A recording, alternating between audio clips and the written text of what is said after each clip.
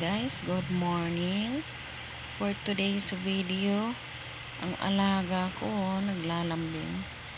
Nasa tabi ko siya natulog, nasa braso ko. Grabe, ang sarap ng tulog niya mga guys. Ayan, ang cute ng alaga ko. Ayan, komportable sa braso ko.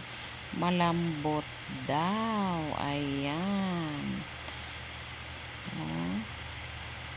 Pasimple-simple lang yan. Yan, nakikinig yan habang nagsasalita ako.